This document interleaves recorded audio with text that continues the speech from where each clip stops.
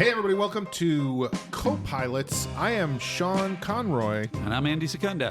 On this podcast, we talk about TV pilots, the first episodes of television shows. Sometimes pilots become long-running series. Others don't make it past that first episode. We're going to talk about all of them. The great pilots, the bad pilots, the weird pilots, the forgotten pilots. We are TV writers, but it should be noted that we are the dumbest TV writers you know, so all of these are just our dumb opinions.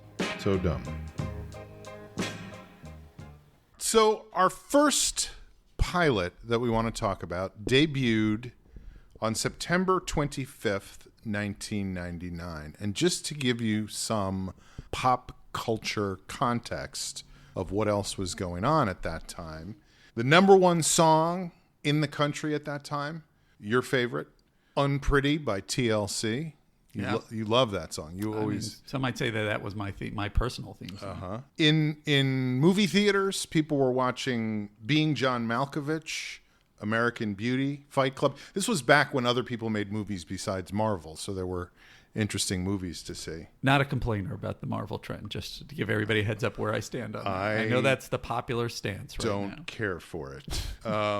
Serena Williams had just won her first Grand Slam. My understanding is that she went on to win several more over the next few years. So I've heard. And in television, 3 days before this show debuted, another show debuted called West Wing, which became popular, did well. Yeah. Got extended for a number of seasons, unlike the show we're about to talk about. So the pilot we wanted to talk about today is Freaks and Geeks. And it is, I guess I'll just get into what goes on in the show. Is that? Well, to table set a little bit. Yeah. Obviously, just renowned show, well thought of.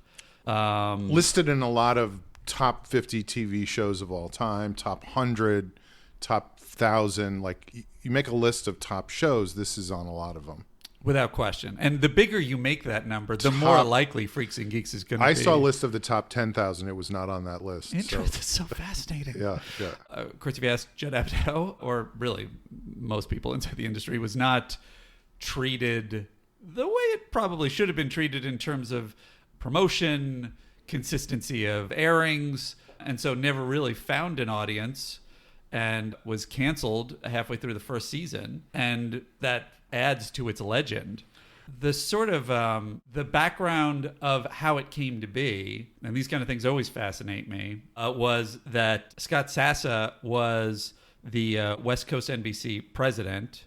He was more from the business side, and so I don't know the details other than some of the oral histories and Judd Apatow sort of speaking about it, but it's like he basically was the interim president, kind of did not have the creative background as an executive that other he was kind of a unicorn in terms of executives there. I mean, if you have the Scott Sassa trading card, it's worth quite a bit these days. That's right. Great RBI though. Yeah. And so as a result, this is kind of one of those situations which you can point to many examples, Mad Men being a perfect example of like where there's a weird situation going on behind the scenes with the network at the executive level, and that is the reason this very unusual show in terms of everything, casting, tone, somehow gets on mainstream network TV. And Shelley McCrory, who was development executive at NBC, basically, according to legend, said, if this show doesn't get on, I'm leaving the business. And Scott Sassa, who was sort of just new to the situation, was like, well, I don't know, I'm not sure, I'm just figuring this out, so sure, all right, let's put it on. And they were like, well, we want to cast in this sort of unusual way, and Scott Sassa was like, great. Whereas usually it's like, no, we have to go through this rigorous thing, these are the lists, these are the people that are acceptable, we want you to bring you several options, which they had to do anyway. But it's like everything about this process was unusual, which is why it is one of the most atypical shows for even 1999, which was theoretically kind of the dawn of the golden age of television. Right. Or the second. This is why I love talking to you about this stuff, because in my notes, all it says is like, I liked it. It was good. And you have like a whole breakdown of how the show got made. Right. Which is extensive. Which, as I said in the past, and I will say again, just don't get used to that. That's It's not going to happen every time. No, this one is one where there's a tremendous amount of material, Right. And I've only poked on the surface. So usually it's just gonna be us, Sean and I, saying, "Hey, that thing I saw." Yeah, that was good. I liked it. But it was. A lot of things had to come together for it to work out the way it did. And there's a systemic uphill battle in all forms of where, commerce meets art, but particularly in network television, where it's just there's so many rigid structures. And this was a very unusual situation where it was allowed to be as fluid and creative, or closer to fluid and creative, until the point when they canceled it halfway through the season. Right. So that's basically just sort of the... Have you read the pilot script? I have not. It's very different from what was shot. Now, I wonder, is the pilot script... Because what I know had happened, Apatow and Paul Feig were friends. Feig was just Feig wrote the pilot, gave it to Judd. Judd sold it to Scott DreamWorks, Sass or whatever. Yes. Yeah, He had a deal at DreamWorks, Right. yes. And they pitched it around, they sold it. And and his original script that the network apparently had shockingly no notes. They Right. were just like, yeah, great, go and shoot this. Right. And so then Judd was the one, and I guess Jake Kasdan, who was the only 24, had only done Zero Effect. Judd Apatow had not even seen Zero Effect before he hired him. Just the greatest luck in the universe that he got the person with the perfect tone to make this. They both were like, all right, now let's tear this apart. Paul Feig, self-admitted control freak, was like, what are we doing? And they just went through it. And so I wonder if that one that you read is his original draft. I think it is. I think Yeah. it's the original draft, and I won't go through it beat by beat. I'll just talk about it in the cold open when we ahead. get to that. But it is interesting to see, like, they took so much out, and you really didn't need it, And different things happen in different order and whatever. But Right. I'm always fascinated by that, where people have this very clear idea of what they want to do in a pilot, and then it becomes a collaborative process, and there's so many voices involved that things sort of go in a lot of different directions. And I think that speaks to what you're saying about network television, that if it's the right people and they hit it the right way, it can be great. And if not, it just screws everything up. Right. And look, I'm going to be saying, if we continue to make this podcast, I'm going to be saying a lot of kind of salty things about the industry and the system and how difficult it is to make a pure sort of thing that you're like, this is what feels right intuitively and creatively, because of exactly what Sean is saying. There's so many voices, there's so many people serving different masters, and there's so much money involved that from just a reasonable perspective, it's like, I get it from an executive perspective. You have to answer to your masters. Your job is on the line. There's a tremendous amount of pressure. And so you have to defend everything that you allow to get past, whether it be casting or any shot. And so that's why there's such what I would call a stranglehold on most of the creative process. But of course, that's not advantageous to any creative process, because even if you're left to your own devices, making something fantastic is incredibly difficult. Right. And that's unlikely. why when I write, I choke myself the entire time, because He I likes want to to get used to literally retain a stranglehold the on stranglehold. himself. Right. Yeah. Yeah. And then that kind of gives him the fire to kind of Makes me- overcome his own. Makes me more productive. Right. I only do that to myself emotionally. By the way, this show will be very sad. Absolutely. Anyway, that is another guarantee. Yeah. Why don't we get into it? I'm sure there are other things that I'm going to, as we go, I'm going to go, oh, here's another Right. tidbit. Okay. So we come in on a typical high school, William McKinley High, which, of course, I'm always like, why did they call it McKinley? McKinley was assassinated, the 25th president, assassinated in 1901. So Sure. it feels like there's a connection there. It's your favorite assassinated president, right, John? Second favorite. I loved Lincoln. Last president to fight in the Civil War, William McKinley, was a soldier in the Civil War. Really? Yeah. Which side? The right side. Let's just leave it at that. The right side. Sean tries to stay away from hot button political topics, so. So it's fall of 1980. Mm-hmm. We know it's fall because there's football practice going on, and we know that that's when football practice happens. And we see a cheerleader and a football player in the stands. They're having a conversation about romance. It's very serious, very intense. Then we go down underneath the stands and we meet the freaks, or at least some of them. What's amazing right off the bat to me watching this again, as I've seen it several times, is it's like they accomplish exactly what Paul Feig has later said they were aiming for, which is like the two attractive cheerleader and football player is like, and the tone of the conversation they're having, that's like the WB show at the time with all the beautiful young people. Right. And they're sort of going away from them, and they're going beneath the Who else stands, is there? the outsiders, and that's who we're going to focus on. Right. Just immediately, first 60 seconds. Well, that's what I was thinking when I was reading the pilot script. The pilot script is way longer with way more dialogue, way more exposition. Interesting. Who are these people? All that stuff. And they do it. And it strikes me because, and not to brag, I did direct a short film last year and I wrote all kinds of stuff. And then you shoot it and you cut everything because you don't need it because it's a visual medium. And your brain is like, I got to say this and this and this. I got to put this in and this in. And then you just see it. And even with casting choices, you don't need to say anything because you just look at one of the people and you're like, I know exactly who that person is. And since you're off on this topic, Allison, don't blame me, but go ahead. mean, since you just led us into this weird blind alley, you might as well just follow it, I guess. All right. Allison Jones, obviously legendary. She's one of the stars of Barry, I believe, right? Is she? I didn't. She's actually in it. That's amazing. Yeah. Legendary casting agent. Just such, I've been cast by her, and I've just such an eye that is displayed here just like in a way that is unparalleled in television history. And a lot of it was, I mean, even from Allison Jones's own admission, I think the way they were casting this, she was like, oh, we can do this? You want us to do this? Which is, they had just some sides that they just wrote up that weren't in the script, and they just saw every kid in the world and saw, all right, well, who has a voice? Who has a specific quality? Who has, who is the character or immediately communicates a specific rhythm?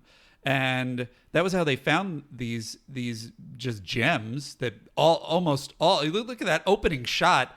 Everyone has become a star, a major star for good reason. Mm-hmm. And I mean, for Martin Starr, it was because his name was Starr. And he had the leg up, that's for sure. And then what they did is they retrofitted the script to basically play on the things that were already in that actor's rhythm and voices and tone. And it's just like, I have so many times tried to reverse engineer from like, okay, let's either start with the actor, let's cast the actor, or if we're going to have the actors, let's cast the actors. And then, and I usually do try to adjust in situations where I've had pilots. But if it's like the first version, the system doesn't want to do that because then they can't retain, a hold on, no, this is our list. These are the people. We're just going to put them in. These guys have star power. Exactly. Or they're popular at the moment, even though they're not going to be popular a a season from followers. now. I mean, now that is what it is. Yeah. Or on the flip side, you're usually locked a little bit to what the network has agreed to, or the studio, or whoever you're dealing with. So it's like you only have so much room to maneuver changing the script to match the voice or the story. And this was a case where they could do it perfectly, and it shows on the screen. Like, these are kids. Like, some of them, like Martin Starr, apparently, because it's very hard to tell based on the pilot. Like, was this who Martin Starr was at this moment? Right.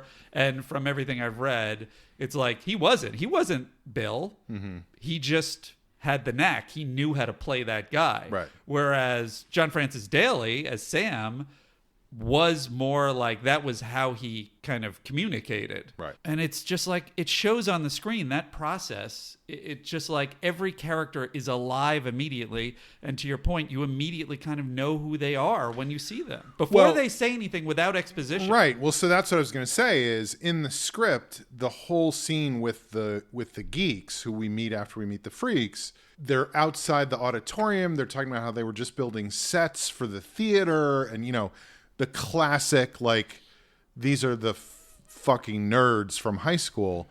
And you don't need any of that because you just look at those kids and you know who they are. Right.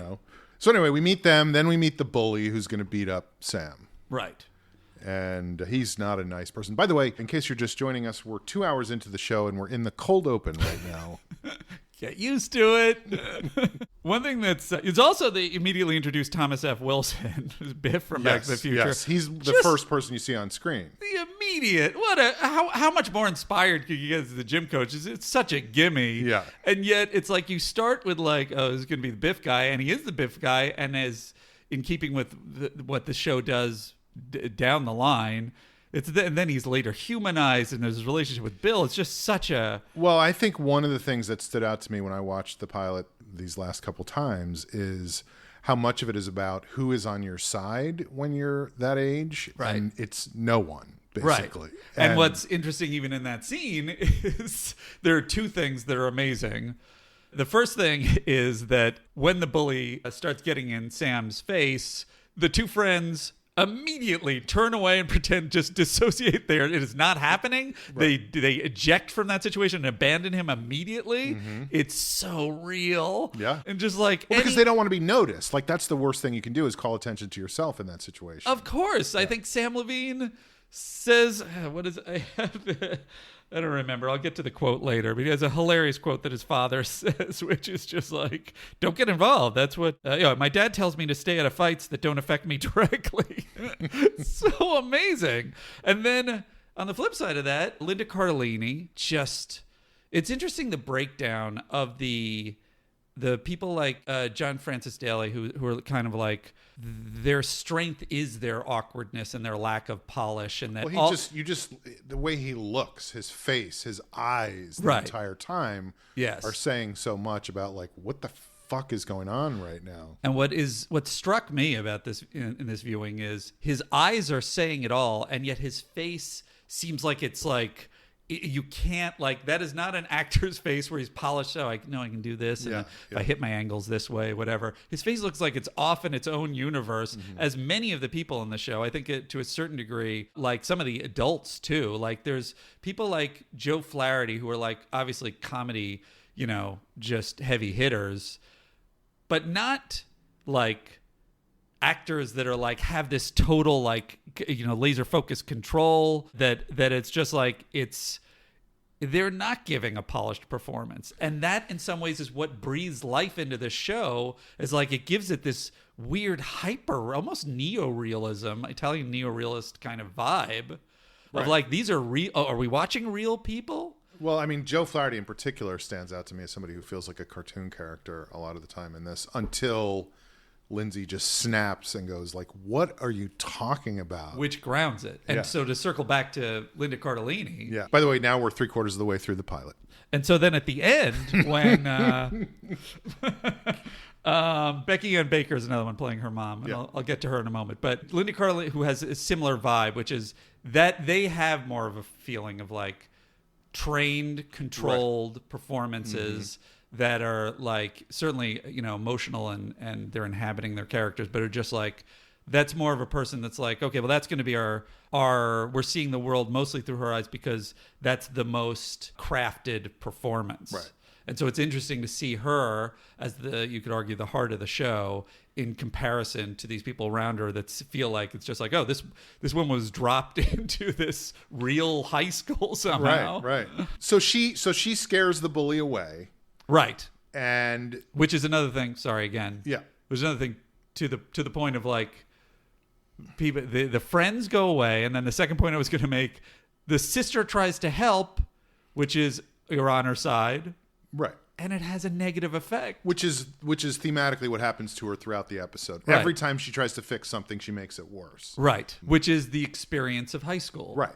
And like she's even if never right about anything. She's right. always wrong. So in this case, beautiful. It's when she says like to insult Alan, she says the thing about you only fight people who weigh less than 100 pounds, and Sam is mad at the end. He's like, I actually weigh 103 pounds. And he walks away. And the delivery is like I'm saying, he's just like, by the way, I weigh 103 pounds. It's just like barely a delivery, and that like makes you lean in and like. Okay, so we come out of that. We go into the credit sequence, which is one of my favorite credit sequences of all time. Just isn't it amazing that sort of just like the success of certain credit sequences like that says everything you need to know about every character. Like Sam Levine giving the cheesy smile. One of the things I've become very aware of with streaming services, because you can skip the credit sequence, you just don't have to watch it. Yeah. Is like, which credit sequences will I watch when I'm watching a show? And this is obviously a definite. I think it's one of the best ones. And one thing that is also interesting is the spirit of the show is so, I feel like what's going to happen with me in these podcasts is I'm talking a lot at the top and then I'll tire myself out, you know, like a prize fighter. There is coffee over there, just so you know. And then Sean will win at the end, you know, after I'm done rope-a-doping Andy's myself. on the floor over here, folks, and I'm still going. I just wanted to point that out. I can get back to the mic. Give me one more second. Get back up there, Andy. You can do it, kid. In terms of the credit sequence, the Joan Jett bad reputation thing is sort of antithetical to the spirit of the show, which is we're going to be concentrating on the losers and the nerds, whereas that song is sets such a cool tone, contrary to the images we're seeing of the people. And to me, that is like the show saying, yes, we're focusing on the losers, but this show is going to be the coolest thing you've ever seen. Right. And to your point, they did clearly spend a lot of money on the soundtrack for this episode. I don't know if that's consistent throughout the series, but you think Styx was really playing hardball? Well, Van Halen at the beginning. That's true. And that was you know, like Van Halen has never gone away. You know what I mean? Like, sure, you can shit on Styx all you want. I love Styx. I got no problem. The other thing is just about the credit sequence before we're off it is down to the choice of the font, which obviously became iconic, and you instantly think about that show when you see it, is like, that is such an attention to detail that to me is the creators saying you're in good hands. We're looking at everything, which is interesting for a show that's like, there's very little incidental music, almost to the point where it's disturbing. Right. Okay, so we come out of that. We go into dinner with mom and dad. There's a couple things. Well, the thing I love the most about the scene, first of all, I should establish that I was exactly the age of these kids at that time. Right. Like, I was Sam's age in 1980. Right. Well, I'm far younger than Sean. Yeah, you're way younger than I am. And you were Sam's age in 2004. That's right, yes. Yeah. I've aged very poorly. But the moment where he tells his father he's so excited about seeing Monty Python and the Holy Grail, that was my relationship with my parents. And what's his response? Just baffled. Like, I don't understand what you're even talking about. That to me is one of Joe Flaherty's best moments. He kind of plays along, but he clearly is just like, what do you even mean? That's why I like, it's not full cartoon character, because it's not like, what are you talking about? I don't need to hear it. It's just he like, tries to be nice polite. about it. Yeah. It's just like, I don't know what you're talking about and I don't care. But well, that's the whole thing, is I do not care. I have no interest in what you're saying. But he's not being a dick about it. No. He just doesn't care. And then, of course, it comes out that that Lindsay has to go to the homecoming dance. She has no choice. Then we come into the lunchroom. There's a great Tribble joke, which is always a fun Star Trek reference. And this is, I'm sure anyone who's dug into history knows this story. But Sam Levine, who's hilariously you've met Sam Levine? Oh yeah, yes. Of all the people, well, he used to be around the UCB Theater a lot back in the early days out here on Franklin. If we haven't specified, that's how Sean and I know each other. Upright Citizens Brigade Theater, the renowned, dominating comedy force of the early 21st century. When he auditioned, he they would look at his audition, and they were sort of like, okay, well, that's, it's a solid audition. And then the casting people are like, well, wait until the end. And at the end, he's like, can I do it now? And he went into his Shatner impression. They're like, oh, okay, this is the guy. So it was like, he was that guy. Perfect. Yeah. And he is when you meet him in life to a certain degree. Yeah.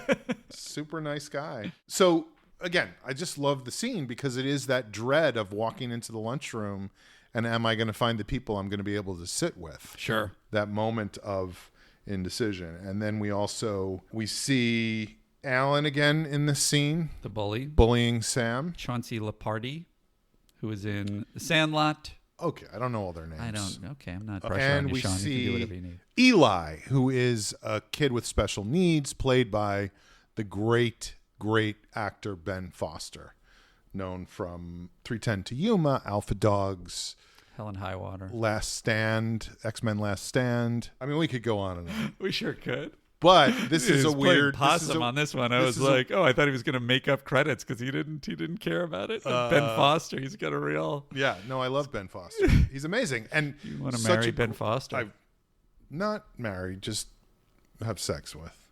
That's If you're listening, Ben, I'm available. But he's playing a kid with special needs, which of course you could never do that now. Like it would be. So that I agree with you. But in terms of the performance itself, I think it's like, I don't know. I feel like it succeeds on a level. It's not patronizing to the character. No. I was impressed immediately, and I'd forgotten how much he was in the pilot. Yeah. That I was like, oh, that's a fantastic one-off little characterization. Right. Yeah, he is very important to the pilot all the way through. So then we cross and Lindsay meets up with Daniel and goes out to the smoking patio, and we're back with the geeks. Oh, and I should say in the cold open, there's a moment where Lindsay is watching the freaks, and she just clearly is yearning to be a part of that group, which you can tell because she's wearing an army jacket. Like that is the dead giveaway of like she belongs with the burnouts. Sure. Which is a side note, another genius element to this show that is so atypical both in that time and in this time is you're dressing your female lead in a baggy army jacket. Yeah. Never would be done. Right. Never would be allowed. So we get that she wants to be part of that group. She's not part of the group. She runs into Daniel in the lunchroom and goes with him out to the smoking patio. Right. Which is a big deal, clearly, in her mind. She's trying to play it cool. Right. But she can't believe she's going to go to the smoking patio. Although one interesting aspect that is also atypical is there's a little bit of a vibe, and I think they went through different versions of how far in it was in terms of her relationship to the burnouts. But that she does, they don't have to go through the thing of her meeting Daniel and whatever. It's like they know each other. Right. This is the first moment she's sort of invited out, right. Which is a perfect storytelling way to shortcut it just enough, but we also see enough of the introduction, establishment which I think was of the relationship, an adjustment that Paul Feig did. I mean, that's a big thing in pilots, right? Is you have the new person coming in who doesn't know anybody, and that's how we get all the exposition of this is this person, this is this person. But it's done so subtly in this that you don't have to have all that stuff. Have you ever, Sean? I mean, I can't even think. Yes, Andy. Have you ever said a smart thing in your entire life? Have you ever seen a pilot with as little spoken exposition? It's amazing. It's all behavioral. Yeah. It's all the Costuming. dynamics that are displayed, Yeah. costuming. And that's why at the end of the episode, I was like, I have no idea who any of these people are. Which is very frustrating. That's my point. To be fair, I mean, I was thinking about that in terms of they do have a certain advantage, which is that it all takes place in high school, which means that we all immediately recognize every place. You don't have to go. So here at this high school, we usually take English classes and social studies. Like, it's just something that we are all instantly familiar with. But I think you're right. I think that you is didn't a take shortcut. English at your high school? No, we didn't do English, clearly. But is there the characters? Obviously, there were nerds in popular culture, but Paul Feig sort of stated he wanted to do the kind of nerds that he was and his friends were, which is very different than the taped, glasses, right. Classic nerds. But also, were there sort lambda, and make a move. We'll be doing that, even though this is a TV podcast. We will be. I think there was actually. Maybe we will be doing that. Revenge of the Nerds show. I'm certain there must have been. Yeah. I know there was a Delta House pilot that I think had Michelle Pfeiffer in it, if I'm not mistaken. As Blutarsky. That's right. It was very odd casting. Now I'm a zit. Michelle, do it again. But so my question is, did we see burnouts on television prior to this point? I don't know. Yeah. I don't know. I definitely saw them when I was in high school. So I got it, Immediately I was like, oh, that's Mike. I won't even say the person's last name, but I knew who. It might be a judge. Yeah. So we go to the smoking patio. We meet in person more. We find out more about the burnouts, the freaks. Lindsay again is having trouble fitting in. She's like, yeah, I'm going to go to the dance. It'd be fun to go, right, guys? And they're just contemptuous of that. Right. Seth Rogen calls her father Hitler. No, let me ask you about that, because Yeah. that's a great example of the kind of jokes that the kids do in this thing. Yeah. And I was like, is that a good joke, or is that a perfect, like, realistic teenager joke? I think or is it both? I think it's real. Like, I think that is it because Is it like funny because it's like that is it a perfect thing that a kid would say that would be kind of nasty, but also not a great, like, high level joke? But right, that's what I was going to say, is like that's the easiest reference to go to. right. And so that's the reference he's going to go to. He's not like a great joke writer. He's just like in the moment going, what is your father? The worst person I can possibly think of. Right. You know? Which is why this is sort of genius, because obviously, you know, they were both stand-ups. Apatow coming, he had worked on Ben Stiller's show, and Larry Sanders was where he kind of made his bones, and he learned, you know, and you could see the influence of Larry Sanders on this show in terms of casting and how you're structuring the show. And so they obviously could have written the best jokes you had ever heard. Right. They wrote them in a non-mannered, kind of very simple way that was true to the characters, which is what makes it even funnier, because you're laughing at the characterization and not the it says something about who that character is, right. Not about, and this is a pet peeve of mine, and probably why I don't as much enjoy comedy pilots, is you don't hear the writers when the characters are talking on this show, Right. And I think in a lot of sitcoms it's like, oh, I hear the writers patting themselves on the back for getting that joke into the script, you know? Absolutely. I mean, I love to pat myself on the back. I love to do a lot of that's why I so fancy enjoyed pants working kind of with jokes. you. Right. I was because, always like, yeah. this doesn't really show how smart we are. What if instead of Hitler we said, I don't know, Pol Pot's nasty cousin? I'm certain we've both written Pol Pot jokes. The other thing I just want to note, since you were Just touching a funny on... name, Pol Pot. Yeah, what are you going to leave that on the table? Come on. Looking at, like, Seth Rogen and the sort of the meanness of that character, Yeah. It's very interesting, sort of having seen his persona now, and obviously being probably close to who he is in real life, and this sort of perfect amiable version of Seth Rogen. And I sort of found a quote that was him saying, at the time, I kind of had a chip on my shoulder, you know, because I hadn't gotten any girls to sleep with me yet. I was incredibly angry and repressed, and I think they saw me as this kind of weird, sarcastic guy and started writing towards that, but then they got to know me and saw me as a nice guy, and then that revealed itself as the show progressed. Right. Which is fascinating, seeing this early, because it really he makes that group very threatening. Uncomfortable, right. Yes. Well, because she goes, immediately they're like, oh, you're the girl who got an A in English class. And she's like, well, what are you going to do? Like, trying to play it down and not be the nerdy kid, which is very relatable to me, because I mean, that was the thing about Revenge of the Nerds, is that at that time is... You were one of those guys. I was terrified that people would think I was one of those guys. It was such a phobia of, like, I don't want the cool people to think I'm a nerd. And so she is in that position. She goes, what are you going to do? And Seth Rogen goes, I don't know. What are you going to do? Like, in other words, I'm not letting anything slide. I am going to attack you no matter what. And were you one of the nerds? I mean, there's different sides to that story. But yes, absolutely. Me too. I was actually, there were no groups. I went to such a small school that there were no groups at all. So I was lucky that the cliques were cliques of like 3 to 5. Well, I mean, I went so far as by junior year, I started playing. I was in all the shows. I was like, yeah, let's do Carousel. Let's do Guys and Dolls. And then by junior year, I was like, also, I'm going to play football because I want people to not think I'm just a theater nerd, you know? You experienced a lifelong injury during that, right? Well, yes, and I also still hold a couple of records for my high school in terms of receiving. I think I'm tied for first with least catches and least yardage. Oh, good for you. At 0 and 0. I see the award on your mantle here. It's not a good-looking award, but it's on the mantle. What are you going to do? When you get an award, you put it on the mantle, you know?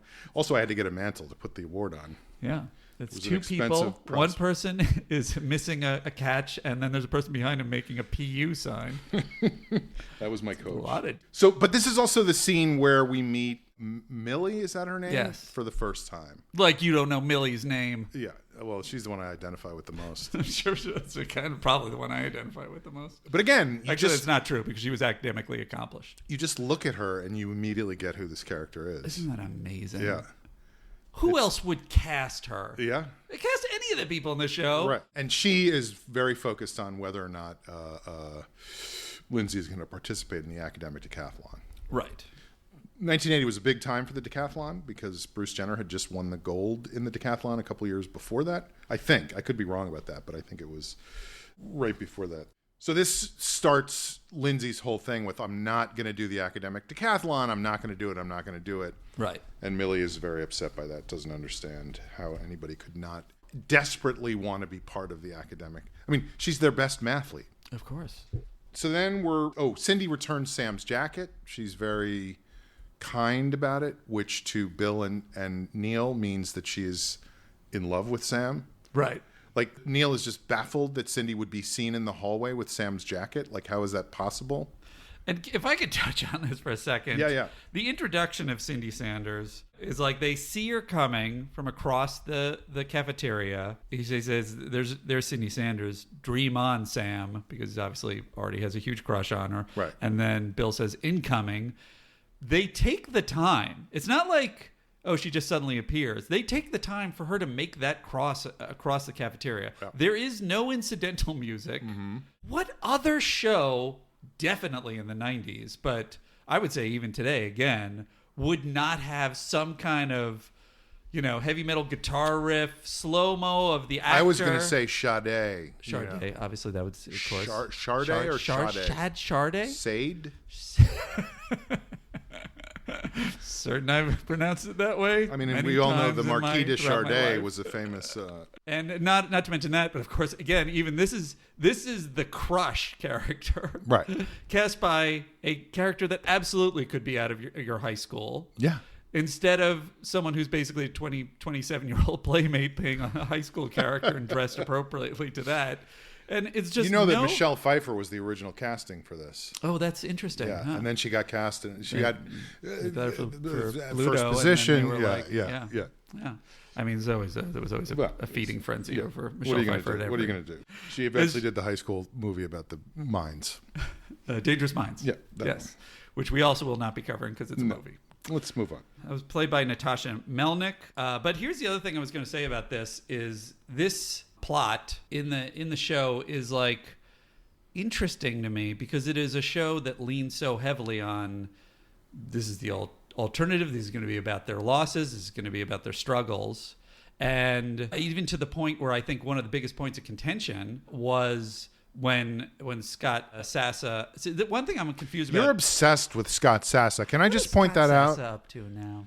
I wish I could. That T-shirt says "I heart Scott Sassa." Look, I just feel like the guy picked up the show. He didn't interfere with the creative process. This is my kind of guy. Call me Scott. So I'm not sure exactly because he was the West Coast president. Garth Ancier came over from WB, and that was the person who had a lot of the biggest conflicts with Judd Apatow, according to Judd Apatow himself. And I believe the statement from Garth Ancier, which was the big point of contention, was, can they get more wins? Can we see these characters get more wins? Right. And it's interesting to me because I think if you look at that particular plot, especially in this pilot, it's a huge win. This is a girl that he has a crush on. I think both of them win by the end. Yeah. The whole pilot is about ultimately coming out on top. Both of them. So it's sort of, and I don't know if that was, a concession they made for the pilot, and then they were like, well, now we're going to, they obviously deal with a bunch of stuff that's hard on a pilot in terms of an audience. But it is interesting that was a specific 15-year-old issue. having an existential crisis about whether or not God exists. I mean, if you want to get into this now, that scene is shocking. Yeah. It is shocking in terms of a pilot that there's so much in that scene that is like she asks her grandmother, do you see a light? Do you see anything? There is nothing. Nothing. There is nothing.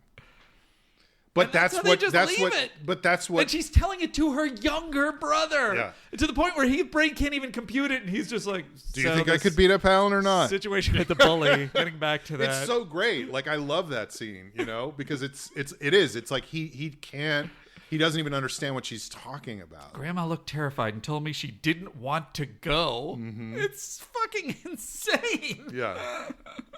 You see God or light or heaven or anything. We're No, trying to get there's nothing. Yeah, we're trying to get 7 quadrants, including This is- people who have suicidal ideation. This is the lead-off show. This is what you got in store. So let's stick around, huh?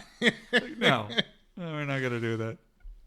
Give us one guitar riff when the Crush showed up. Maybe we would hang around. So Sam wants to know. He wants his friends to find out if Cindy has a date for the homecoming dance. yeah, And this is where we meet a pivotal person in both of our lives, which is the character of Kim. Busy Phillips. Busy Phillips. Kim Kelly, who Sean says that because the show that I created, you don't have to look it up. Don't go out of your way. A pilot that Andy sold to UPN that ran for a number of episodes. It ran for a full season. Give it its due. 22 episodes. Love Incorporated. Mm-hmm. I actually don't think I have to tell you to don't bother looking it up because it's probably very hard to watch. I was just trying to find the Barry robot scene the other night on the internet and I couldn't find it. That is one of my favorite scenes. Yeah. The Barry robot scene being a scene that there was a lot of resistance doing anything too broad, and we somehow got the person above me who was supervising the show to accept this because he was into like rich person robots, like kind of AI stuff, to get one of the characters somehow got a bunch of money, adopted a robot. Game. Yeah, right. He wanted a poker game. He won the money in a poker game, and he bought a robot with the money. And the robot basically was sentient. And at the end of the episode, when he says, "I'm sorry, I gotta let you go," the robot closes the blinds and his eyes turn red, implying that he's going to kill Barry. And just because I can't not talk about the robot, Yeah. The robot was controlled by a guy who did the voice of the robot, and it's still my favorite voice ever in the history of television because the guy had a little bit of an accent, and so the way the robot talked was the robot would go, "I am sorry, Barry. I am going to have to bring you in." Like, he didn't have like a real robot voice. It was kind of halfway between robot voice and Eastern Europe. Yeah. So, how did we get off on the robot? Oh, Busy Phillips. Right. This is where Busy Phillips tuned out. Like Busy Phillips will ever listen to this until we make her do the show. Anyway, Busy Phillips was the lead on Love Incorporated. one of the leads. One of the leads, and that's fair. Yes, There were 5. It's a pretty definite ensemble, and just everything you want Busy Phillips to be: a delight, a comedy, surgeon, delivered anything you want to deliver, a friend, just great. And I was not a Freaks and Geeks diehard at that point, so I sort of knew of it. I'd seen it, and I think it was only later I really appreciated what a giant in television this show was. So it was in working with her that I came to appreciate how good she was, how she could do. And doing a very anything. different character. Very different. And the rhythm that we wrote in was much more Sitcom. mannered, sitcom. These are jokes. I had a lot of great jokes that I patted myself on the back for in that show. Without question. He would do victory laps around the writer's room, which were... Not a big really, room, so it wasn't that hard. Not a tasteful thing, to be honest with you. So Kim shows up. Lindsay does not understand why Kim is being so mean to her.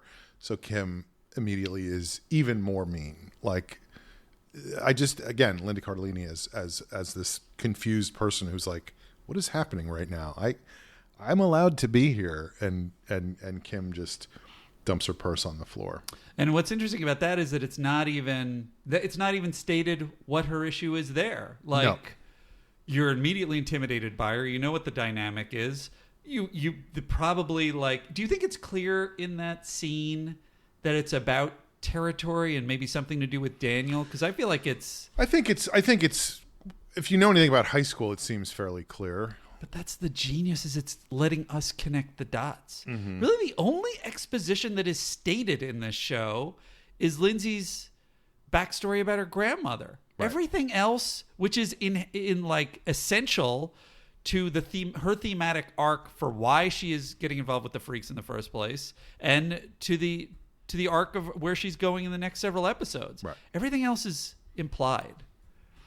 So next up, we have the gym class where Alan is going after, the gym teacher tells them because of the homecoming game, they get the day off or whatever. Yeah. And they're going to play dodgeball. And of course, that's a nightmare for Sam. Sam stays in the game longer than anybody else, long enough to beat Alan at dodgeball. He catches the Another ball. victory. Yeah. A victory, I don't know, but Judd. It seems no. like, But it's a victory, but a loss because Right. Well, it makes him even angrier, and he's like, "You're dead." Or That's whatever. where it feels real. Is that with each victory there is sort of a different. It gets element. worse. Or it doesn't always get worse, but it's always like colored with something. Right. But before we're off the locker room, just like the line from Bill where he's sort of just standing there looking at himself. He's like, "These shorts aren't very flattering, are they?" How is that in line? What a great line! Yeah. Like, it's not a hard joke. It's so funny though. Mm-hmm. Martin Starr it's just the first episode. He So has funny. the comedic voice of that character just razor sharp immediately. We were watching the pilot, and after it was over, I had to watch again the scene of him watching Gary Shandling on TV by himself. It's just one of my favorite scenes. Such a sad, funny character. So they play dodgeball. Then we come up on the bleachers, and kids are making fun of Eli, and Lindsay stands up for Eli, and of course that goes horribly wrong Right. because Eli breaks his arm And and blames Lindsay for it. right. Eli's hurt because he uses the R word and he says, "I'm special." Yeah. He's offended. She's trying to say, "No, they're really making fun of you." And then the perfect little icing on the cake is that one of the bullies is then, "Oh, I'm the mean one," Yeah. which is such a perfect like bully thing. High school burn. In the modern political spectrum or on social media to like immediately turn the tables in some weird way where it's like, "No, you're the asshole." And then we come in on Mr. This Rosso. also broke my heart, by the way. Yeah. Again, I was immediately like, "No, don't hurt." Yeah. Like, Right. Funny. really bothered me. So then we see Mr. Rosso, As it who's should. we think Mr. Rosso, the guidance counselor, is talking to Lindsay because of what happened with Eli. She thinks that as well, and it turns out he's just trying to convince her to participate as a mathlete in the academic. That's all he cares about. Like, So great. Yeah. Another interesting that performance, another one where it's Dave Gruber Allen, who is Sean and I sort of remembered from the Higgins Boys and Gruber. Which Sean reminded me was a show on MTV. Yeah. Which is that really tells you where MTV, the network that you could argue built young, attractive people on television first. It's responsible for everyone's obsession with being thin and pretty at this point. And it was the Higgins Boys and Gruber were one of the major sketches. They were not young and pretty. They were young. They were not pretty. But this performance is another We're all one. beautiful, by the way. But Sure, go ahead. of course everyone is, yes. Not Sean and I, but other people are. Speak for yourself. Fair enough. But the Mr. Rosso performance is such a perfect, it's sort of an awkward performance. And the reason I like it is because it kind of puts me in the mind of in high school teachers have that kind of, they're not polished performers. They're sort of awkward, sometimes broken people that there does look like there's just a little bit of awkwardness in every move and every way they communicate. And that idea of I want to be down with the kids. I'm just like you until the lines are drawn and you go, no, you're in trouble. Right. He's being manipulative the entire time, even though he's going you call me Jeff and I call you Lindsay. Right. I'm your friend. Nobody is your friend when you're in high school. That's the sort of the theme of the show. Yeah. Well, I guess that's not the theme of the show because, everybody stands up for each other. And right, but no adult is there to no help you adult out, is there, yes. Okay, so then we come in on this new character that we've never seen before. But again, it's so easy to understand who this person is without any explanation, any exposition, because he's just a weird dude who's a little older who goes, "Ah, yes, the Cressman conundrum." He's been through the same thing that Sam's going through, and he has the perfect solution for it. That character was a guy who apparently they were overwhelmed with the amount of kids. And Paul Feig says he feels bad about it because he was just like, we just got to pick out some and whatever. And so he went into the waiting room. And he just was like, okay, I guess you come in. And then that guy was standing there and was like, well, this guy's got a crazy look. All right, you go in. And they just built a character for him. Yeah. And it worked. It was perfect. So he tells him, you got to fight your bully. And if you fight your bully, you'll feel good even if you lose. Right. And then he tells him that the guy broke his tailbone, but he got expelled. So it worked out great for him. It's great. Which, Sam only focuses on the fact that, not Sam. Sam Levine's character, Neil, only focuses on the fact that it's violence and he does not want to be hurt. And then we see Lindsay and Ken. Ken wants Lindsay to cut class with him. Right. So they go off together. This next scene is... Wait, I think Ken is Seth Rogen. Am I wrong about that? Oh, no, you're right. I forget the other guy's name. The drummer. Jason Segel. Yeah. I don't remember. We all know Jason Segel. Yeah. So he wants Lindsay to come off with him. We're back in the hallway with Sam, where they're discussing fighting tactics, and Sam sees Cindy down the hall and then accidentally makes eye contact with Kim, who basically seduces him in the hallway. And then threatens him. What do you make of that scene? I'm curious. Well, First of all, just amazing performance by Busy. They're just so threatening. Yeah. Like, that's hard to do, communicate that level of threat and have it feel real. It feels to me like the weird character's name is Harris Trinsky, played by Stephen Lee Shepard. Okay. It feels to me like that scene is really about establishing Kim's character. Yes. And also, Sam being so confused by her sexuality in that scene. Well, that's that really is a scene that's just like, could that be done today? Because that gets to the heart of and I think that was a stated intention of certainly Paul Feig, but I think everyone involved is and everything up till that point, kids in high school were presented as sexually confident. They wanted to get laid, whatever, as opposed to the real terror that usually is involved in high school. But to me, that scene pushes Sam further in the direction of asking Cindy to the dance, because he's Interesting. I feel good about whatever's going on here, even though it was awful at the end. I was like, sort of wake something up. Yeah, he was like, what is this? What am I feeling right now? That's very interesting. Yes, I think that's reasonable. So then we come back to just the nuances of he is both threatened and kind of interested. Right. And then ends up threatened again. It's just so great. Yeah, he doesn't know if he should just kiss her in that moment. Not to mention what's going on in Kim Kelly's head of just torturing this kid, but playing out some weird knowing thing with that him. He has no idea what's going on, and she's just destroying his psyche. I will say, for me, it was 7th grade. There was a girl in 8th grade. I was on the bus with her. She's the prettiest girl in the 8th grade. And she said to me, we were on a class trip, and she sat down next to me and she said, do you want to sleep with me? Would you be willing to sleep with me? Yeah. And I was like, Sam, I didn't even know what that meant at that point, you know? How old are you at this point? I was 13. Yeah. And that's the age of John Francis Daley. Right. Or he's a year older than I was at that time. Or no, I think he was 13. Years. He's supposed to be a freshman in high school. Oh, I'm just saying.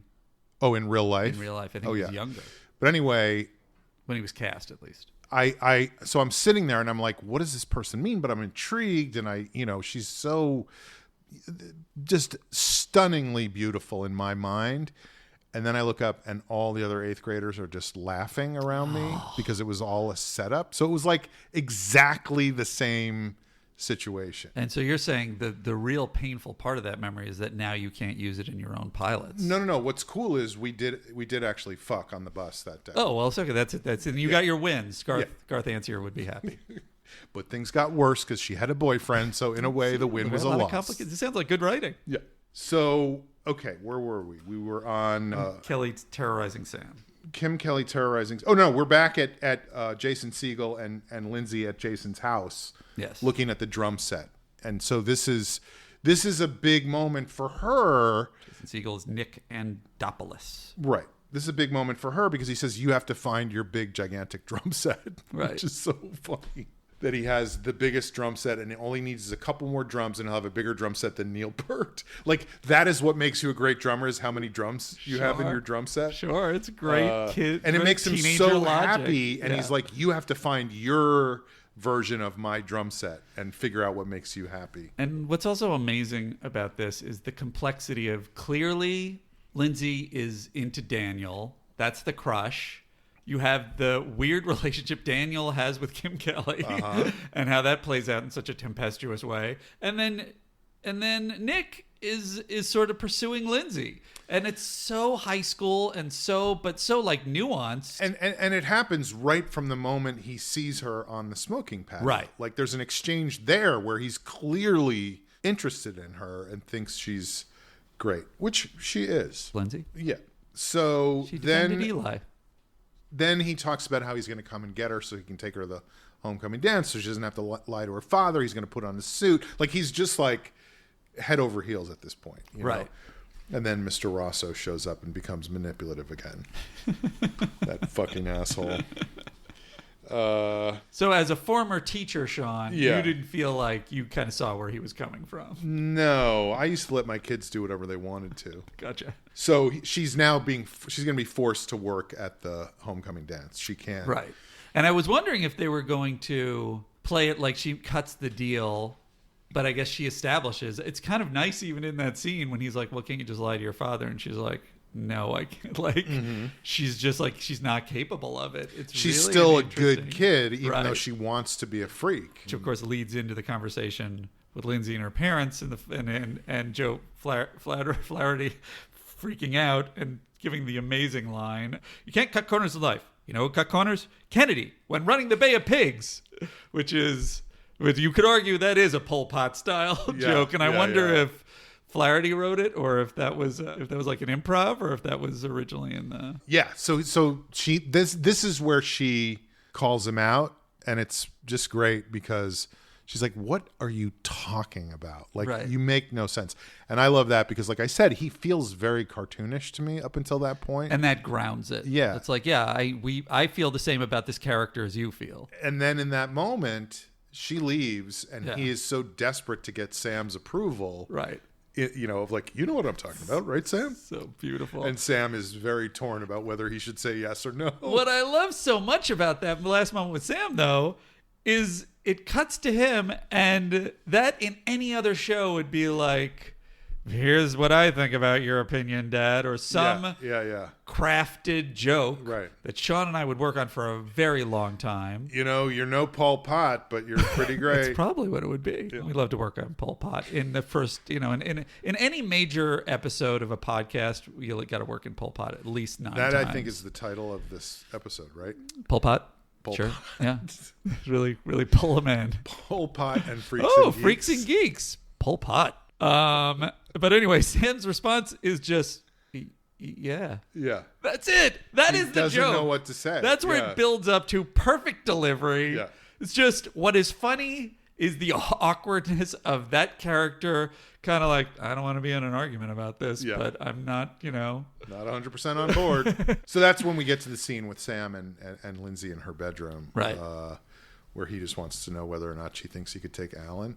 And it's also, again, to go back to that idea of who's on your side, like, this is such a great scene because it establishes that they are both on each other's side. Right. That they're the ones who have each other's backs, because Sam says, I think it's the second line he has, is like, "Why are you throwing your life away?" Right. And it turns out that's what Millie wanted him to ask. And she gets mad about that. And then he goes, "Just because I asked you or just because she told me to ask you doesn't mean I would have told her what you said." Right.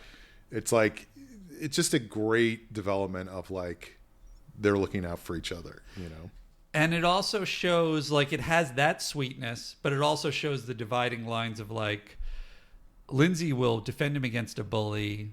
She'll sort of say the nice thing at the end of, like, he's a goner when he asks, can we beat the bully? But she will also just be like, this is the thing that's bothering me. Right. This giant existential crisis.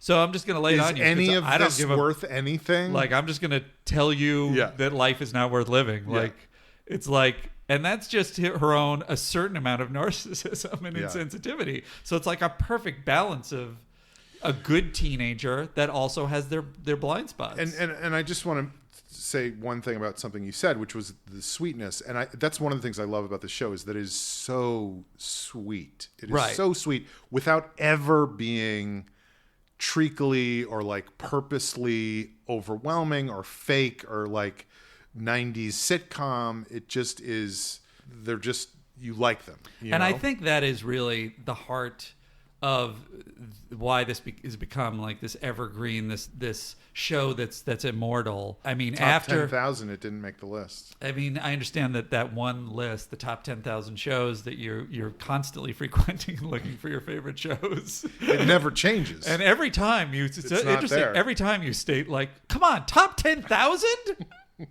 It's just like is what you're saying is, and I think it's not just the sweetness, but it's also that it's given to us in a realistic, organic fashion that we can believe. Right. Whereas... Right. That's what it is. It's believable. When it's this sort of engineered sweetness, we might be on board, but at a certain point, the sort of the slack we would give a show like that runs out because it's just like, all right, well...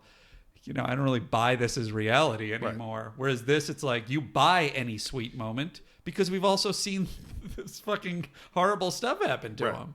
And that is one of the things that has always bothered me in shows that I even have worked on of like sitcom writers going, well, this is how people behave. And it's like, no, it's not. It is not how people behave. It is how you think these people need to behave to serve your story.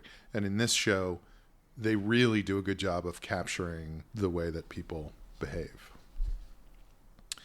Thanks very much, everybody. Goodbye. I felt like I should have stepped in and helped you because I saw something happening in your eyes. That way. Okay, so now we're back to basically high noon. Sam sorry, I keep calling him Sam because Sam Levine, but it's a difficult part of breaking down the show. Neil and Bill in slow motion walking to their showdown. Right. With Alan. Two, by the way, again, Renegade by Sticks, which I had forgotten which is in it. Yeah. And it's just, when I use that in something for myself, please don't judge me for it, because it's so perfect. Right. I had no memory of that. Right. And it's just such a funny moment of them, like, on their way to do what this guy told them to do, to fight Alan and stick up for Sam. And then Colin shows up, the other dude from the spiritual mentors, like the mentors, like they're literally, when you read like old screenwriting stuff, it's like, and then the hero meets a mentor who shows him, then Luke meets Obi-Wan Kenobi, and this is their Obi-Wan Kenobi is these two fucking idiots, and Colin shows up to say, here are all the ways you are about to die. Yeah. And then we have the sort of climax between the two of them. They wave because they think Sam is coming. It turns out it's Alan. Sam is still in school on his way to meet them to fight Alan, but he gets distracted by Cindy. Mm-hmm. So, which is amazing. Yeah. And it's almost to the level of, Ferris Bueller turning back to say hello to the ladies as he's running home. But it's somehow so realistic that he's running, he doesn't care, and he sees her, and it's like, nah, it's just feels real organic. Right. It's been building to this moment the whole time. He knows that his father, that's a hilarious thing also. His father is the biggest idiot in the world, but his father is the one who said, you always got to ask because nobody asks the prettiest girls to the dance, so you always got to ask them. Right. And Sam was like, well, that's what my father said, so that's what I'm going to do. So let me ask you this, because this was the only thing, and I think it makes sense in the context that you're saying of the father saying it. But there is a certain poise to Sam with this girl that he has a crush on that I was like, it's very interesting that they play him that way because he seems so rattled by everything. Do you think that's just a little bit of a like, well, we got to buy that to move the thing forward? Did it feel real to you is my question. What part are you asking about? Like which moment? I think in general, like the first scene we see him, he can barely get words out to Cindy Sanders. Right. So it feels interesting to me that in this scene, he actually will go for it. But I think that's because of the stuff he goes through with Kim Kelly. Like that goes back to your other point. He has learned from this and you could experience. argue the thing you're saying about the father, that there is this. Yeah. Yeah, this thing. You could also argue he's in motion. Right. He's running to a bigger threat. Right. And so that might make this threat seem like more manageable. Less significant. Yeah. So these guys are fighting Alan. Sam is asking Cindy. She says she already has somebody that's taking her, but she'll save him a dance. So it's this great moment of like, I didn't get what I wanted, but I got something. I did try, and I got something out of it by getting her to say that she was going to save me a dance.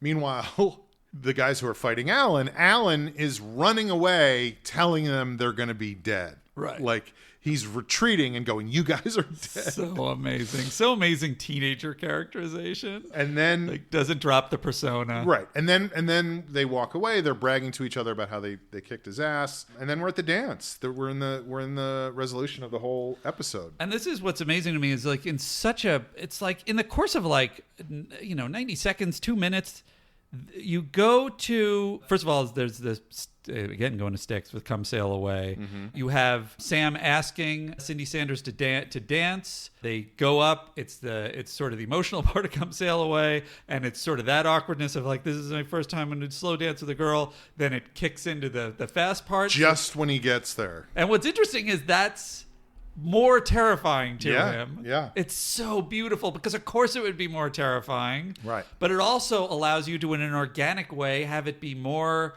of a joyous kind of comfortable thing that then he's having fun. Right. Then you go to Lindsay sort of watching it and sort of her having a moment of joy. Is any of this worth anything? I'm having an existential crisis. And then she looks over and sees, first she sees Sam come in, then she sees Eli dancing. And she's like, this is great. Like, this is fun. What a fucking performance by Linda Cardellini Yeah. in that moment. Her eyes filled with tears. Yeah. She is playing both the existential crisis and the joy of seeing her brother at the same time. This is at the beginning of her career. She might have a future in this business. I think you might be right. Yeah, we'll see. Time will tell. I'm going to cast her in something. Yeah. And then you go to, even as she's walking away, you wrap up Jeff saying, I think you should call me Mr. Russo. You tie up that plot. She goes and asks Eli to dance. The bully, you don't need to wrap up that bully plot. The bully's it's done. It's making done. fun of them again. Kim Kelly punches him. That's another great performance by Busy at the end. Well, I love that because it's her going, wait, maybe I don't have to be such an asshole all the time. Right. You It's know? just the defending Lindsay in that moment. the beginnings of cracking open that she might soften on Lindsay at a certain point, and in any other pilot, it would be her actually vocalizing it in a treacly way to Lindsay and Lindsay responding. Right. This is just, you can see with a look the possibility that they might be friends at some point, but you can buy it back instantly in the next episode if you want to, which I believe they do. So Sam and Bill and Neil face their worst fears Yeah. of physical violence and rejection. Nobody gets the bone in their nose sent through their brain. They're okay after the fight. Right. Sam doesn't get rejected completely. He gets something out of it. It all works out. He gets a dance with Cindy, even though it's not his date. Lindsay is having an existential crisis throughout the episode. And then by the end, she's totally exuberant as she dances with Eli. So I don't know what the fuck Garth Ancier was talking about that they needed more wins, because this whole episode feels like a big win for both of them. Well, he came in later, so maybe it was once you get into the show proper. There's more like, can we go back to the pilot? But it is interesting because the pilot was filled with wins. Mm-hmm. Anyway, on the whole, a real stinker. Yeah, I didn't care for it. No, not a good pilot. And it's funny that you're saying that, because I will say I watched it last night and I watched it again today. And last night I watched it with somebody and we were kind of talking about it the whole time, so it was okay. Today I watched it by myself and I was bawling at the end. Oh, there you go. Yeah, I was shy. It is interesting for me Folks, tune in every week to hear what makes Sean and Andy cry. It is really interesting to me to see. It's like the show is the same as it was the last time I watched it, but I reacted far more emotionally this time. Life's a roller coaster, is my point. So anyway, thanks for discussing that with me. Hey, Sean. Yeah. You're welcome. Okay. Thought I was going to thank him too. I didn't thank him. He's lucky I'm here. All right, so do we want to do this one last thing, or do you have anything else you want to say? Just an amazing moment What do you think in television terms of history.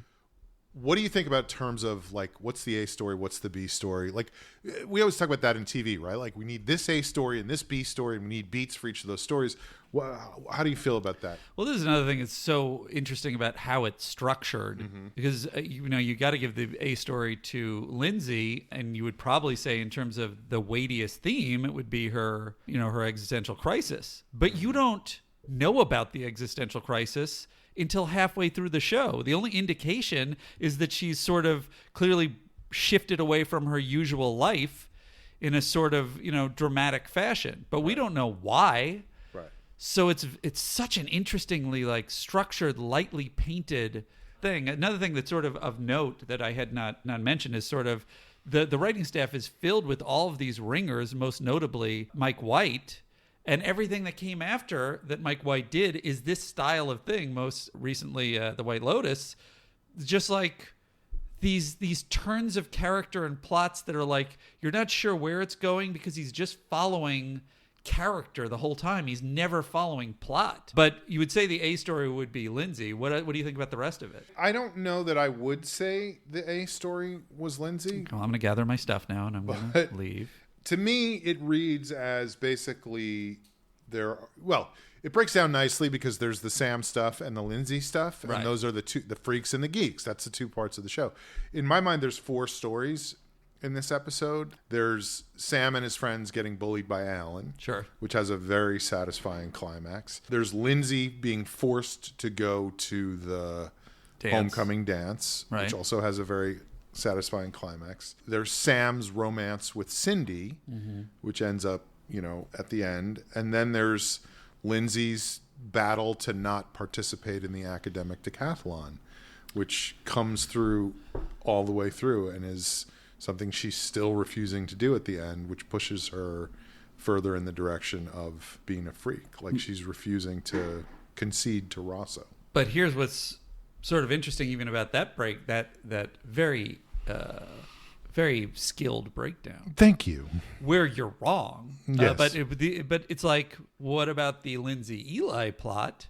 So it's sort of like, that's what's interesting about this is there's these paint strokes that they follow, and then some of them turn into the whole plot where you wrap them up kind of at the end. And I guess you're right. Is there anything that is not touched on at the end? I would argue that the Eli stuff is part of the Lindsay being forced to go to the homecoming dance plot. But isn't it only in that it has to do with Lindsay? You're splitting Lindsay having to go to the homecoming dance, and what was the other? The mathlete thing. The mathlete thing. Yeah. So if you're going to split those two, don't you also have to split the Eli plot? Even though I don't think so, because Lindsay? the reason she asks him in the first place is she knows she has to go, and then things get worse.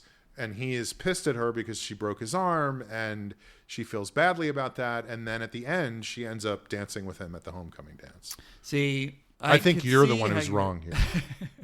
I can see that point, but it sort of points out the boldness of the way that they're telling stories is that these things are branches that extend from the main branch. And so the argument of because I could argue if I was a very aggressive and contentious person. Yeah, I don't want to get into a Lincoln Douglas debate, If I was. This is McKinley High School. Lincoln again. Yeah. Always work in Lincoln anytime he can. Lincoln and Pol Pot, his 2 heroes.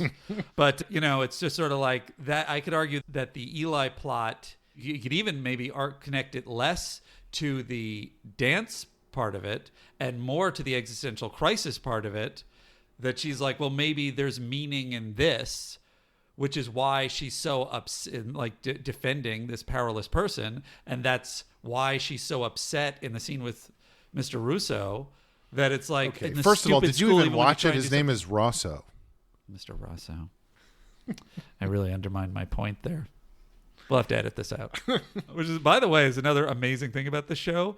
You'll go, and me as someone who's trying to break down the show, I'm like, oh, what was this character's name? Yeah. They very casually get to characters' names much later, which I think is great because do the network thing of here's my name and here's who I am. Which is so unnatural. You never call people by their names in real life. Oh, you're saying Andy, yes. Right? Secunda. I hear you, Sean. No, I see what you're saying. I always like to look at these stories in terms of structure, but the flip side of that is every episode of every show is its own thing and takes its own form, and so sometimes you just can't impose a specific structure on different parts of the show. Right. And this feels like one of those examples. It would be interesting to go further and watch more of the episodes and then see if the structure changed. So here's the last thing I want to ask you. All right. There were several other programs on television at the same time the night that this pilot debuted. Programs, you say? Mm-hmm. I'm going to read you the descriptions of the programs. You have to tell me 2 of them are real, 1 of them is fake, and you have to tell me which one is real, what the name of it is, Okay. and who the star is. Okay. First one is this. The adventures of a man who mysteriously receives a newspaper the day before it is actually published, and he uses this knowledge to prevent terrible events every day. You have to say whether it's real or fake and give the title of the show. Gotcha.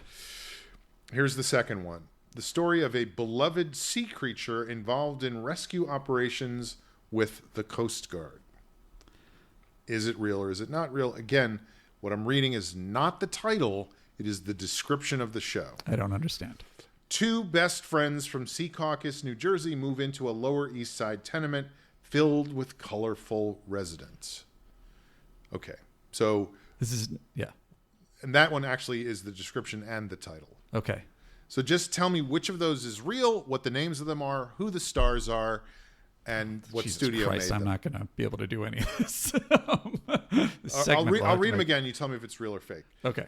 First one is the adventures of a man who mysteriously receives a newspaper the day before it's actually published and uses this knowledge to prevent terrible events. That is real. Okay. Because it's early edition. Correct. And it starred Christy Swanson. Okay. And Who was the guy? it was Coach Taylor. I don't remember the actor's Yeah, name. I'll give you because that I'm one. a terrible I'll give you that person. one. It was Kyle Chandler. Kyle Chandler. Oh, wow. I'm doing better than I thought. Yeah. And the only reason I know that is because I was obsessed with Christy Swanson before she had a change of interests in her life. Okay, here's the next one.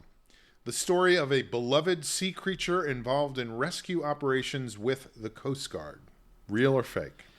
I'm wondering if that's Sequest DSV. I don't know if the time is right, though. So you're saying it's real? I think it's real. That is correct? And is it Roy Scheider? No, it is. It Connecting is him to Jaws. Flipper, The New Adventures. Oh, it wasn't Sequest. No. And then the third one obviously is fake. 2 best friends. This was in 99? Yeah. It was in like its 3rd or 4th season at that point. What was it called? Flipper, New Adventures. Crazy. And can you name the star? And it's not Roy Scheider. Give me a hint. It's Flipper. Oh, that was dumb. Doesn't seem that hard. I don't know. Okay. I thought you were. And then the last Who one. else is in it? I have no idea. Yeah, so Mr. Big Shot. No. When I write the questions, I get to say whatever I want. You sure do. And by the way, this segment is let's make Andy look like an idiot. the But I thing- feel like I you came did- out you pretty did very good with well. early audition. The thing about Flipper New Adventures was they recast the entire show every season. Like Flipper was always involved with a new group of people. He really was the star of the show. Yeah. And I've heard that's because he was very difficult and was just like, get rid of those people. Well, they always told Flipper never work with people or fish. So two best friends from Secaucus, New Jersey, move into a Lower East Side tenement filled with colorful residents.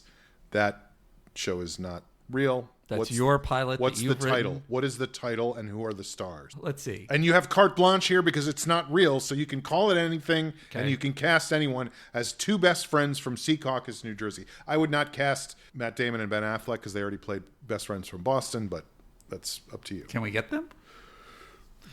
They're not doing Stars anything right. Freddie Prinze Jr. And Macaulay Culkin. Great. I would watch that. What else do I have to come up with? The title.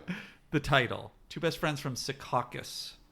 I say Secaucus because I Secaucus. think it's a funnier pronunciation, which is important. Right. Then it is Secaucus DSV. That is the actual title of my pilot that I wrote. Great. Yeah. Oh, All right. Well, you're just trying to get me to title your pilot. I didn't have one. I needed one. So this whole podcast was working up to that. Fantastic. Thank you for that. That's our show, folks. Thank you so much for listening. We will be releasing episodes of this podcast on the 1st and 3rd Sunday of each month, going forward. So look forward to that. Also, follow us on social media at Copilots TV. And if you're wondering where to watch the pilots that we're discussing, just check the show notes. We'll always have some indication of where you'll be able to find any of the pilots we watch, even the more obscure ones. And you like our show, or do you love our show? If you could give us a 5-star review on Apple Podcasts or Spotify, it would be incredibly helpful to us. We're a new, just sad and sweaty, struggling, failing podcast. That's not how I see it. I think we're doing fine. Okay, well, we each have our own perspective. And if you do give us that 5-star review, you will get your pilot's wings. We're also going to read a couple of these reviews in each episode to express our gratitude. So you're going to send me wings in the mail, or how am I going to get these wings? Oh, you're not, we're not sending or doing anything. We're incredibly lazy, but you can print out your own if you want on a 3D printer, or, send away to some kind of mercantile company. I don't even know what that means. What if I hate your show?